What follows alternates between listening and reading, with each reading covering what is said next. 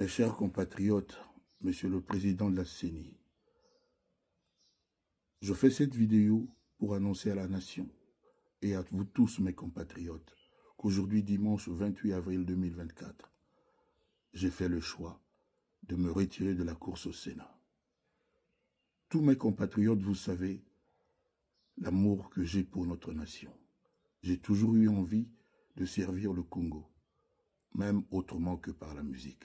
C'est ainsi que j'avais été amené à poser ma candidature en tant que sénateur auprès du secrétariat provincial du Sud-Ubangui.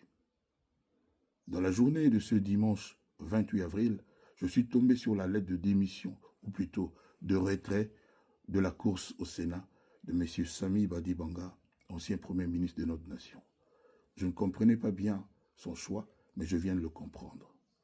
Aujourd'hui, 28 avril 2024, l'Assemblée provinciale dans le Sud-Ubangui, mes chers compatriotes, s'est vidée de tous ses députés provinciaux, tous séquestrés chez certains présidents de certains partis politiques qui, de surcroît, exercent des fonctions dans notre pays. L'Assemblée s'est donc vidée, on ne peut donc parler à personne. Ces députés ont l'ordre de ne pas voter selon leur âme et conscience, mais de n'exécuter que la volonté de ces hommes politiques et leur parti. C'est ainsi que j'ai préféré me retirer de ce simulacre de vote parce qu'il n'y a pas de scrutin. J'avais pensé jusque-là que le sénateur était quelqu'un de digne, élu honnêtement. Il n'y a pas d'honnêteté, il n'y a pas de vote libre. Ça se passe comme dans les westerns en Amérique. C'est une honte pour notre nation. Je chercherai à rencontrer le patron de la CENI pour lui expliquer cela. Et d'ores et déjà, je demande à tous mes compatriotes de se lever contre ce vote, ce simulacre de vote, cette honte à la nation. Le Congo mérite mieux. Le Congo a besoin de tous ses enfants.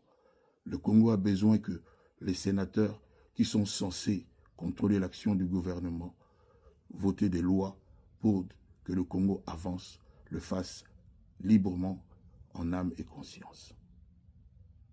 Je me retire et je demande à tous les députés provinciaux dans le Sud-Ubangui de se souvenir que ce sont des hommes.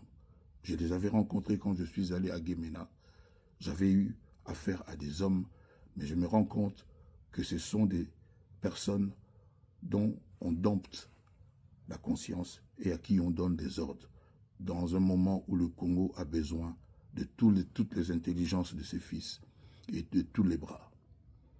Merci pour votre attention et n'oubliez pas de partager massivement cette vidéo.